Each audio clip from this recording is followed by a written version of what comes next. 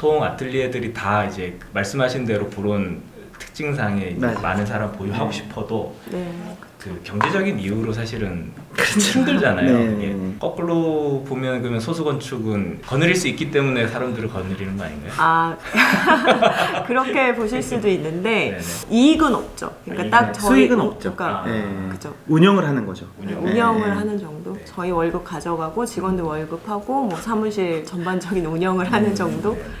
대부분 그걸 못 하거든요. 네. 사무실 규모가 어느 정도 됩니까? 저희가 이제 직원이 한 8명인데 한 분이 이제 육아휴직해서 실제로 상주하시는 직원은 7명에 그리고 이제 저희 김 소장님이랑 저랑 해서 소장님 2명 10명 정도 이내를 왔다 갔다 하는 그런 소규모 사무실이고 학생 인턴분들이 방학 동안은 꾸준히 2-3명씩 오고 있는 그 정도의 규모입니다. 아틀리에 치고는 규모가 상당히 큰 거 아닌가요? 성장이 좀 빨리 된 것 같은데 1인 사무실도 너무 많고 5인 이내 사무실들이 많으니까 10명 정도라고 하면 항상 많다고 하시더라고요. 10명 정도는 뭐 중규모 사무실 근데 그런데 이제 저희가 그러니까 지금 저희가 만 6년 이제 넘었어요. 이제 6년 넘어서 하고 있는데 저희가 프로젝트를 계속 진행하다 보면 할 수 있는 일에 실제 필요한 인원보다 1명, 2명 정도가 계속 더 있어야 이렇게 또 작은 회사는 저 직원분들의 이렇게 들어왔다 나갔다 하는 회전이라고 해야 되나요? 그런 근무 건습 기간이 짧기 때문에 그런 걸 염두에 주지 않으면 프로젝트가 영향을 많이 받아서 1-2명 정도의 여유치라고 해야 되나요? 그런 것들을 가져가야 되고 갑자기 또 저희는 일이 들어올 때가 많습니다. 이제 규모가 작을수록 빨리빨리 대응해야 되는 순발력이 또 필요한 게 작은 사무소에 되게 중요한 행태이기 때문에 실질적으로 일하는 사람으로 보면 한 5-6명의 회사 정도의 수준인 것 같아요. 보통 아틀리에들이 다 이제 말씀하신 대로 그런 특징상에 이제 많은 사람 보유하고 싶어도 그 경제적인 이유로 사실은 힘들잖아요. 이게. 거꾸로 보면 그러면 소수건축은 거느릴 수 있기 때문에 사람들을 거느리는 거 아닌가요? 그렇게 보실 수도 있는데 사실 설계사무소는 제조업이랑 다르니까 사실 인력에 투자하는 게 사실 어떻게 보면 제일 큰 투자라고 생각을 하거든요. 그래서 저희가 사실 회사마다 뭔가 이렇게 시기가 있는데 저희는 지금 약간 투자를 해서 조금 더 내실을 다지려고 하는 시기이기 때문에 이익 창출을 하는 것보다는 지금은 조금 더 내실을 기할 때라고 생각해서 좀 인력에 투자하는 편인 것 같아요. 사무실 운영 측면에서 보면은 경제적인 측면에서 보면은 뭐 그렇게 운영을 잘하고 있는 것 같진 않지만 이제 조금 미래를 내다보면 지금은 조금 그렇게 투자를 해야 하는 시점이 아닐까 해서 투자를 할 수 있는 돈이 있으신가요? 일단 절대 이제 한 기업체 조직에서 뭐 마이너스 성장을 할 수 없으니 아주 조금씩 플러스 성장을 하고 있고 일단은 그 정도의 인원을 유지할 정도는 충분히 되는 하니까 수익이 이익은 없죠. 그러니까 딱 저희 수익은 없죠. 그러니까 그죠. 운영을 하는 거죠. 운영을 하는 정도. 저희 월급 가져가고 직원들 월급하고 뭐 사무실 전반적인 운영을 하는 정도. 대부분 그걸 못 하거든요. 잘한다고 말씀드릴 수 없을 것 같아요. 힘든 건 맞는 것 같아요. 보통 주로 어떤 규모의 일들을 많이 하시는지 지금? 설계했던 땅들의 크기를 쭉 평균치를 내봤더니 50평에서 한 100평 정도 사이에 그 땅에 대한 설계를 많이 의뢰를 받습니다. 그게 이제 뭐 단독주택이 될 수도 있고 그 땅에서 할 수 있는 규모들의 이제 용도가 있을 텐데 뭐 근린생활시설, 공동주택, 다가구 그리고 뭐 사옥 또 공공시설도 있을 수 있고 이제 저희가 많이 고민하고 있는 건 그런 작은 땅들이에요. 서울의 가장 작은 개체 단위라고 저희가 이제 보고 있어요. 이게 서울에 너무 많은 비중을 차지하고 있는 거예요. 그리고 그걸 묶어서 공동개발하는 건 분명히 한계가 있고 그리고 공동개발의 수법은 대형 조직이 들어와서 만지는 방식인데 분명히 한계가 있을 테고 되게 중요하게 생각하는 역할이 가장 작은 단위 개체가 좋아져야 큰 것이 변화가 된다라는 그런 생각을 기본적으로 갖고 있어서 작은 단일 개체들을 만질 때 어떻게 도시에 기여하고 그리고 건축주가 거기서 최고의 가치를 찾고 이런 것에 대한 고민을 많이 하고 있죠. 그리고 물론 뭐 지방에는 좀 큰 땅에 뭐 숙박시설 같은 걸 또 한다든지 큰 카페를 한다든지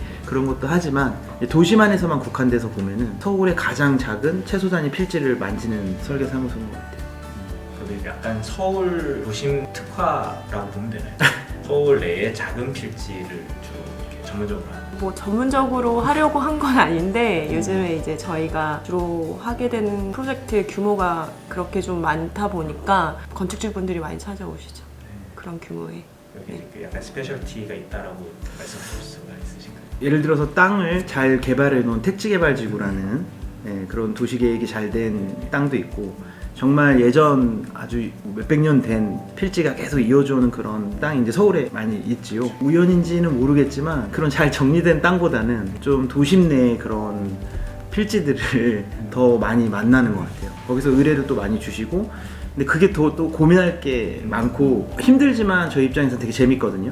그래서 그거를 또 해결했을 때, 그 땅의 가치를 좋게 만들었을 때, 그리고 그 동네가 그거에 은해서 영향을 받고 뭐 좋은 방향으로 바뀔 때 저희는 더 일하는 이유를 거기서 찾는 것 같아가지고, 그런 걸 하다 보니 그런 건축주들도 또 많이 찾아주시고 그런 것 같아요. 다른 쪽하고 다르게 이제 그 서울시 같은 경우 히스토리가 있고 말씀하신 것처럼 동네 동네마다의 어떤 역사가 있기 때문에 고려해야 될 것들과 그다음에 주민들의 얘기 들어야 될 것이나 그다음에 풀면서 어떤 그 고려해야 될 요소들이 굉장히 많잖아요.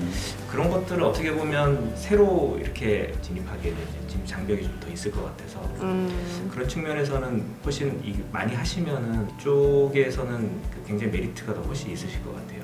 그렇죠. 아무래도 이제 그런 작은 땅들이 말씀하신 것처럼 이렇게 뭔가 되게 복잡한 문제들이 많은 거예요. 뭐 그래서 그런 부분에서 저희가 이제 많이 경험을 해보니까 그런 데서 이제 아이디어도 많고, 그런 부분에서 이제 건축주들이 조금 많이 찾아오시고 있는 것 같아요.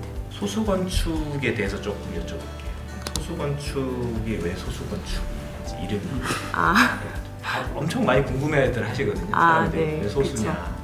네, 소수 건축의 이름은 보통 다들 마이너리티 생각하시는데, 그거는 사실 중의적으로 그런 뜻도 있기는 한데, 원래 시작은 수학에서 1과 자기 자신만으로 나누는 소수라고 많이 하죠. 그러니까 거기서 이제 시작을 한 거예요. 이름은 소수가 되게 매력적인 숫자다, 1이라는 보편성을 가지면서 또 자기 자신만의 어떤 특수성을 가지는 그런 건축을 해야겠다, 뭐 이렇게 하면서 저희가 짓게 된 이름이죠. 맞아요.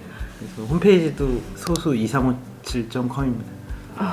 그래서 그 소수입니다. 프라임 넘버. 그러면은 이름에 맞춰서 또 이렇게 건축에 대한 어떤 특수한 가치관이나 이런 게 혹시 있으실까요?